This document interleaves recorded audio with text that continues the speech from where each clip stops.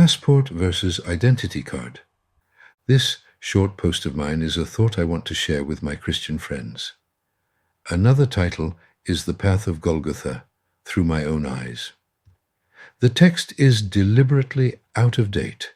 I respect the religious belief of the entire world, and I do not intend to intrigue anyone. I respect even those who do not have, or think they do not have, religious beliefs.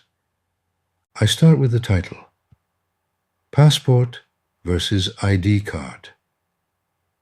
First, let's look at the passport.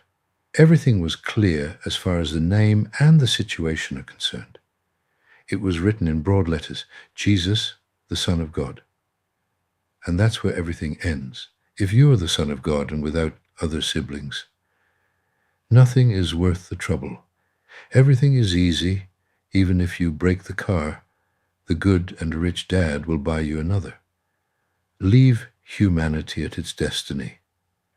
You don't like the one on earth, just choose another, and no harm, no foul. Anyway, at the customs, when they ask for your passport and they see what is written on, they will jump from joy. But no one is playing with the identity card. Your neighborhood police officer asks for your ID. And on it, it is clearly written, Emmanuel, from Nazareth, born in Bethlehem. End of story. If you're from somewhere close by, you just say, my neighbor is the most talented kid. But these are the fine words, although in my humble opinion, they hide a frightening truth. This man did not travel from the courts to Golgotha, showing his passport, but his identity card. It was Emmanuel who was wrongly accused. It was Emmanuel who was insulted, imprisoned, nailed to the cross. And this, in the unbearable lightness of our existence, we seem to forget. We stay in the resurrection from the dead, and we light Roman candles for the achievement. Since he was resurrected, nothing scares us off. Once he has succeeded, we can do it too. Crosses are no longer fashionable, thank the Lord, so even if we have some difficulties, that is all. Isn't it enough that we can't go to a coffee shop or get our hair fixed? We consider the COVID to be our Golgotha, and therefore we have the resurrection in our pocket. Like hell we are, or as a dear friend wrote, the lights are on, but no one is at home. Emmanuel took Golgotha's path with his identity, got crucified with his identity, suffered with his identity. He became Jesus after the resurrection, not before. Emmanuel died, and Jesus was resurrected. As Jesus, he began his next journey, and at the end of this road is where he will show his passport.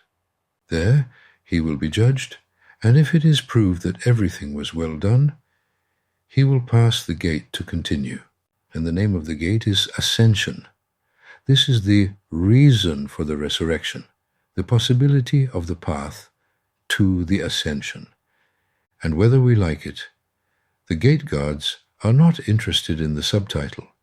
Your passport will only write your name and next to it, the Son or Daughter of God.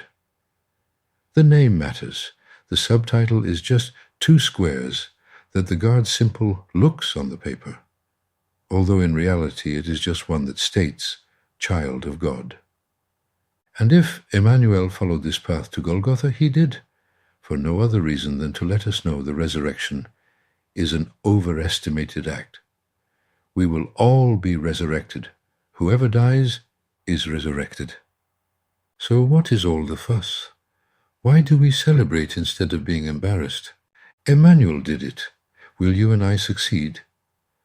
Will we at least be able to prove that we tried? My wish, since the passage or Easter, Pesach, according to the Hebrew interpretation of the word, has passed, is one and only one. Good luck to all of us. And one more thing, this wonderful man became Christ after the ascension. Don't forget that all the above are my views, so you can simply not take them into consideration.